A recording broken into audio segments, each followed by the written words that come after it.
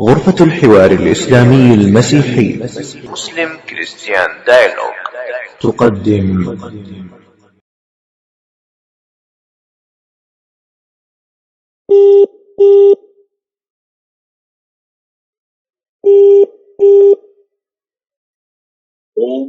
الو. ايوه. سلام ونعمه ابونا لوقا. ايوه.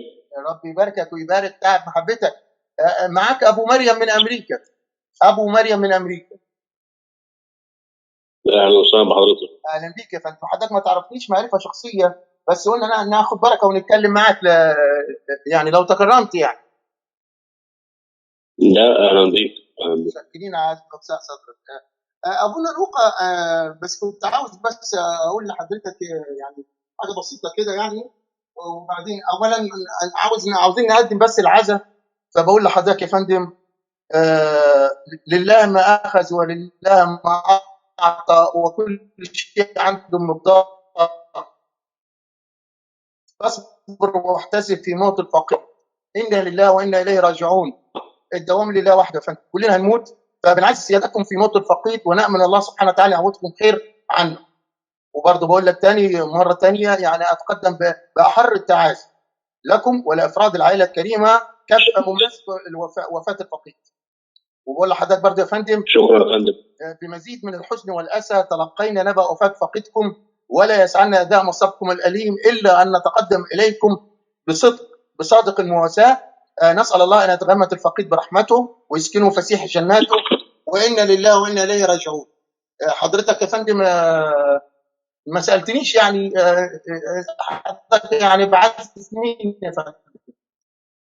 ما سالت حضرتك. ما تكون بعد كل ده اسال، انت خلاص كده جبت الموضوع. عرفت حضرتك انا بعزت مين يا فندم؟ تكفل بموت الاله. يعني انا صراحه مع احترام لحضرتك يا فندم مش قادر اتصور اللي فيه انسان في القرن ده اللي احنا عايشين فيه بيحتفل بموت الاله الخالق. يعني كيف يموت الاله والكتاب؟ ويسوع نفسه بيقول في انجيل يوحنا الاصحاح 6 العدد 57 الاب الحي. كلمه الحي الانجليزيه the living God. The living God it means he cannot die. It means everlasting, ever ending. يعني حي لا يموت. ده من فم يسوع. وبعدين الكتاب المقدس واضح يقول ألست أنت منذ الأزل يا ربي إلهي قدوسي لا تموت. أنا يعني مع احترامي يا فندم، كيف تحتفل بموت الإله؟ الإله مات إزاي؟ والكتاب واضح من كلام المسيح ومن كلام العهد القديم ومن كلام العهد الجديد إن الله لا يموت. العهد الجديد كمان بولس يقول كده وملك الدور الذي لا يفنى. بولس يقول الذي وحده له عدم الموت. يقول الرب إني أرفع إلى السماء يدي وقل حي أنا إلى الأبد. كيف يموت الإله؟ كيف نحتاج موت الإله؟ حضرتك مش قادر استوعبها دي صراحة. مش قادر استوعب. ومش قادر استوعب حضرتك إن أنا واقف في الكنيسة وأشوف الإله اللي أنا بعبده على صليب عاجز مش قادر يعمل شيء وميت على الصليب. يا ريت حضرتك يعني نسمع منك يعني. اتفضل. قوي الموضوع سهل خالص. اتفضل. هل ربنا في حاجه عليه مستحيله؟ لا الشاهد مش كده. الشاهد هل الله يموت؟ هل الله يموت؟ عندك لا ما اسمعني، اقول لك الموضوع بكل سهوله واجيب لك من الاول. اتفضل حضرتك. هل في حاجه صعب على ربنا؟ طيب انا بقول لحضرتك اهو. انت بتقول يعني الله لو عاوز يموت يموت. ممتاز جميل جدا. فين الكلام ده في الكتاب المقدس؟ انا مش عاوز كلام. يا عم اسمعني انا هقول لك على الحته دي بس اجيبها لك من الاول. جاوبني. هل في حاجه مستحيله على ربنا؟ انا حضرتك انا جاوبت ولا ما جاوبتش؟ انت عاوز تقول ان هو قادر. ما جاوبتش. لا انا جاوبت. انت ما جاوبتش. بس انا عاوز لو عاوز تحاول يا فندم انتظر عليك. انتظر. طيب الاله قادر على كل شيء. ممتاز. الاله قادر على كل شيء. قادر على كل شيء. طيب هل الاله القادر ممكن يجي لنا انثى ويلبس مثلا لا مؤاخذه فستان؟ ما هو قادر على كل شيء. ما هو قادر على كل شيء بس يقدر ياخد رد عليك لهدف معين. يا فندم انت بتقول لهدف قادر معين، يا سعاده يمكن مش القصه واضح لك الهدف يا دلوقتي. سعاده القصه انت بتقول قادر على كل شيء. اذا كان قادر لماذا اتى في هيئه ذكر؟ لماذا لم ياتي بهيئه انثى؟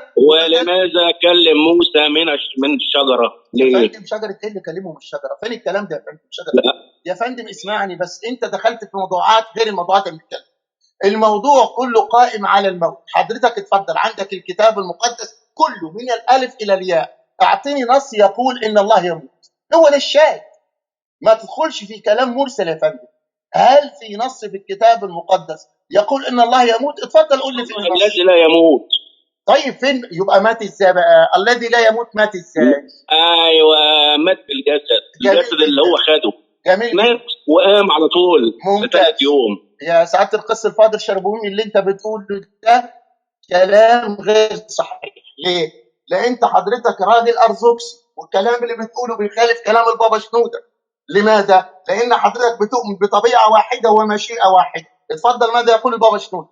البابا شنوده كتاب طبيعه المسيح، اهميه الوحده للكفاره والفداء، ان الايمان بطبيعه واحده للكلمه المتجسد هو امر لازم وجوهري وضروري واساسي، فالفداء يتطلب كفاره غير محدوده تكفي لمغفره خطايا غير محدوده لجميع الناس، ولم يكن هناك سوى تجسد الله الكلمه ليجعل بلاهوته مش الناسوت الكفاره غير محدوده. الان اسمع حضرتك، انت الان بتفصل، بتقول اللي مات فقد الناسوت فقط. اتفضل. فلو اننا تكلم، ده كلام شنوده البابا شنوده، فلو اننا تكلمنا عن طبيعتين منفصلتين وقامت الطبيعه البشريه وحدها، زي ما حضرتك الكلام اللي انت بتقوله مش ارثوذكسي، يعني حضرتك خرجت على المله الان، ده كلام بروتستانتي كسلوكي. اما تقول لي اللي مات الجسد فقط، لا، اللي مات مش الجسد، الله مات على الصليب، الله ظهر في الجسد. وقامت الطبيعه البشريه بعمليه الفداء وحيده، يعني اللي مات الانسان يسوع. لما كان ممكنا على الاطلاق ان تقدم كفاره غير محدوده لخلاص البشر، ومن هنا كانت خطوره المناداه، اسمع حضرتك، بطبيعتين منفصلتين. اللي انت بتقوله اللي مات بس الناسوت اللي مات، لا، الناسوت ما ماتش، اللي مات هو الله الظاهر في الجسد بلاهوت وناسوت. البابا شنو بيقول؟ ومن هنا كانت خطوره المناداه بطبيعتين منفصلتين تقوم كل منها بما يخصها. يعني ما اسال حضرتك مين اللي مات تقول لي الناسوت، مين اللي كان بياكل الناسوت، مين اللي كان بيدخل الميه دورة الميه الناسوت. هذا الكلام مش ارثوذكسي. الذي اكل وشرب وتبول وتبرز ومات على الصليب حسب العقيده الارثوذكسيه هو الاله الظاهر في الجسد. اللي انت بتقوله بروتستانتي كاثوليك، مش كده وبس. البابا شنوده بياكد ان الله مات على الصليب. يقول بولس، يقول انه لو عرفوا لما صلبوا رب المجد. مين اللي مات حضرتك؟ الناسوت، رب المجد مات. البابا شنوده بيقول ورئيس الحياه قتلتموه. مين اللي مات حضرتك؟ سيد المسيح يقول انا هو الاول والاخر والحي وكنت ميتا وانا حي الابد الابدين ولي مفاتيح الهويه والموت. البابا شنوده بيقول هذا الذي كان ميتا هو الاول وهو الاخر وبدايه مفاتيح الهويه والموت. الان اسمع بقى الخطأ اللي انت بتقوله، الهرطقه. يقول ايه؟ وهكذا لم يفصل لاهوته عن ناسوته وهو يتحدث عن موته. لم يفصل، اللي مات هو الله الظاهر في الجسد. البابا شنوده بيقول اذا فالذي مات هو رب المجد وهو رئيس الحياه وهو رئيس الخلاص وهو ايضا الاول والاخر. يبقى حضرتك يا استاذ فاضل اسمع، اتفضل. بقول لك اللاهوت لم ينفصل عن الناسوت فعلا، مين اللي مات على الصليب؟ ولكن الناسوت ده عباره عن ايه؟ مين اللي مات على الصليب؟ جاوبني.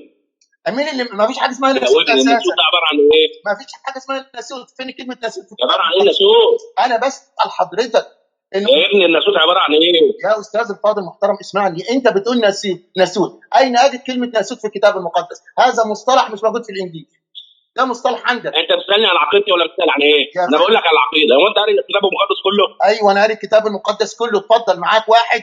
انا اسمي وسام عبد الله، انا حضرتك عامل مناظرات مع اكبر علماء المسيحيه في الغرب وفي مصر. من ضمن الناس اللي في مصر تعترفهم قمص عبد المسيح بسيط، وهو مدرس في الكليه اللاهوتيه، المدافع الاول على الكنيسه. ارجع حضرتك مناظره ما بين الشيخ وسام عبد الله والقمص عبد المسيح بسيط سنه 2009. هل اعلن يسوع من هو الله؟ مش كده وبس، وليه اكتر من ده على بلتوك ولا على ايه؟ ده تبع ايه؟ تبع بلتوك ولا تبع ايه؟ المناظره كانت على البلطوك. نعم المناظره كانت على البلطوك. اتفضل حضرتك اسمعها. انت دلوقتي على بلتوك؟ انا الان حضرتك، انت الان بيسمعك الناس في التواصل الاجتماعي. الشاهد من هذا الكلام ايه؟ انا اعرف مع احترامي لك، انا اعرف العقيده بتاعتك افضل منك. اللي انت بتكلمه الان وسام عبد الله عامل مناظره مع اكبر علماء المسيحيين في امريكا، الدكتور العلامه جان سي رينكل. الدكتور جان سي رينكل مؤسس كليه لاهوت في كونتيكت، حاصل على درجه الدكتوراه PhD ان ديفينيتي في اللاهوت، ويعطي دكتوراه في اللاهوت، وعامل معاه مناظرتين: هل اعلن المسيح من هو الاله؟ هل الكتاب المقدس هو الله؟ والمناظره اخذت احسن مناظره سنه 2008. فما تقوليش يعني انت قارئ. نعم انا يا قارئ. شيخ انت ما بتسمعش اصلا، انت قاعد بتتكلم بس، انا بسال عايز حضرتك بتتفاصل في كلامك يا فندم، وبتقطع الناس اللي يا بتتكلم فندم معاهم. فين كلمه انت ما ناسوت؟ ينفعش الكلام دي، مش يا مناظره دي يا حضره شيخ. القس، يا حضره القس، فين كلمه ناسوت؟ فين كلمه ناسوت؟ فين كلمه ناسوت؟ انت دلوقتي بتسالني عن ايمان، لا صح ولا لا؟ لا انا بشرح لك الايمان. لا، مش الايمان، مش بالشرح كده. لا، اللي انت بتقوله خطا. ليه خطا؟ الايمان مش بالشرح.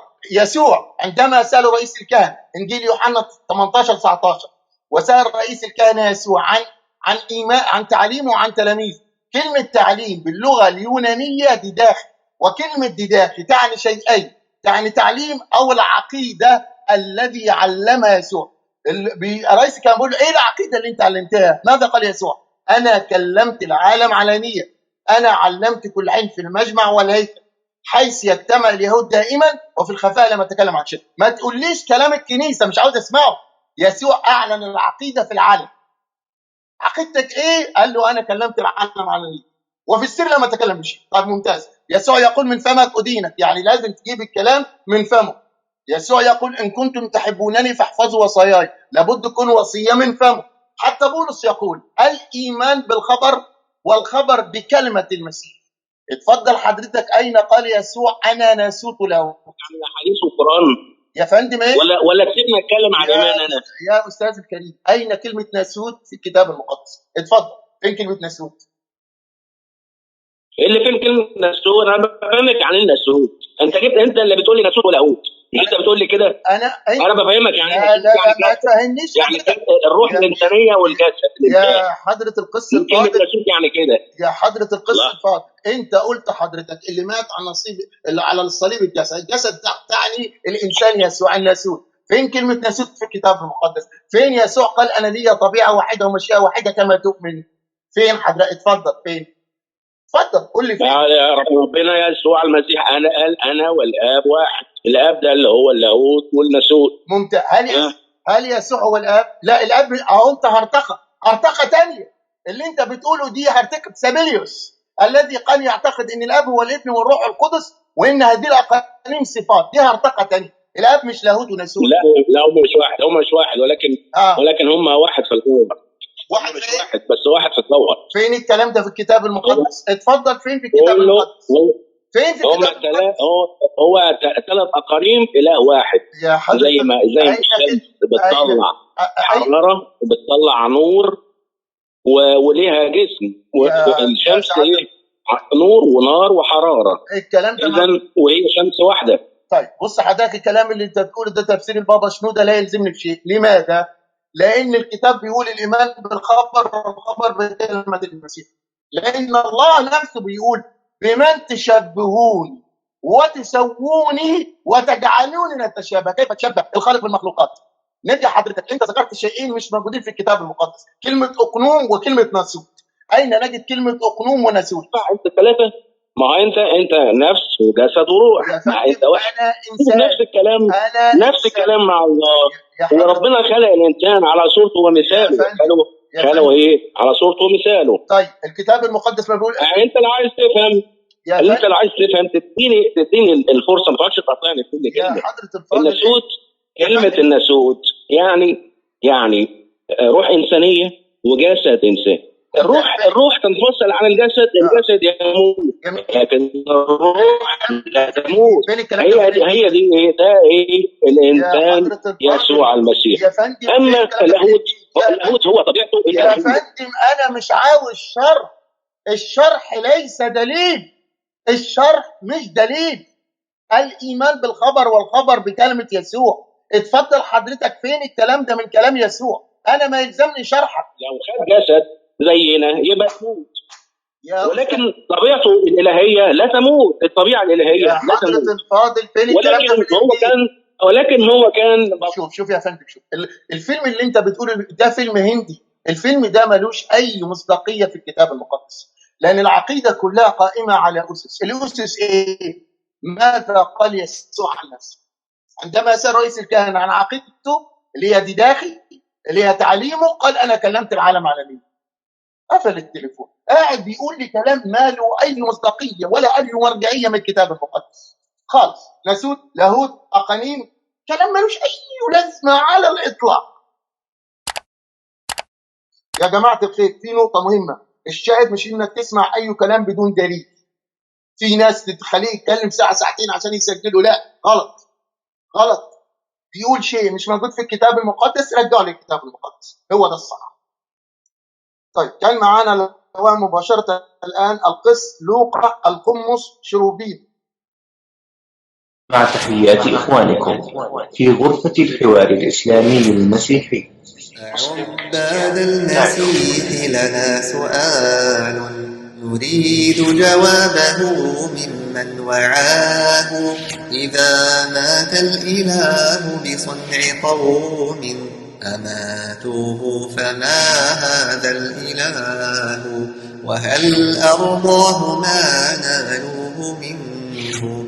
فبشراهم إذا نالوا رضاه. وإن سخط الذي فعلوه فيه فقوتهم إذا أوهت قواه. وهل بقي الوجود بلا إله سميع يستجيب لمن دعاه؟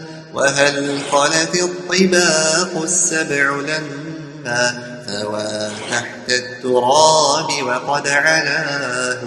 وهل خلت العوالم من إله يدبرها وقد سمع